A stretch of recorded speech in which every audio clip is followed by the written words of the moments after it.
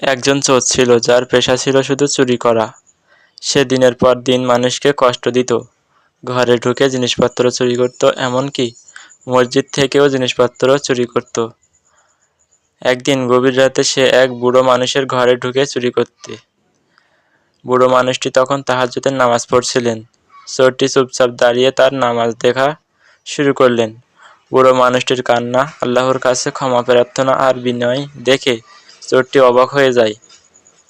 নামাজ শেষে বুড়ো লোকটি বলে উঠলেন, হে আল্লাহ, আমি জানি তুমি গফুরুর রহিম, আমার মতো পাপীকেও তুমি ক্ষমা করতে পারো।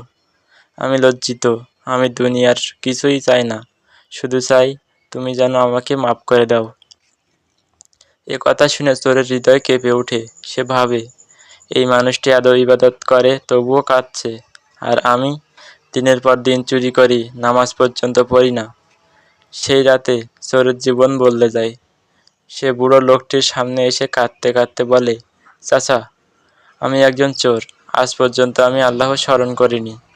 আমাকে বলে দিন, আল্লাহ কি আমাকে ক্ষমা করবেন? বুড়ো লোকটি হেসে বললেন, হ্যাঁ, আল্লাহর দরজা কখনোই বন্ধ হয় না। তুমি যদি আন্তরিকভাবে তওবা করো তবে আল্লাহ তোমাকে নিশ্চয়ই ক্ষমা করবেন। সেই রাতেই চোর উজু করে 2 রাকাত নামাজ পড়ে, কাঁদতে কাঁদতে আল্লাহর কাছে তওবা করে। সেই ব্যক্তি পরবর্তীতে একজন আলেম ও দ্বীনী মানুষে পরিণত হয়।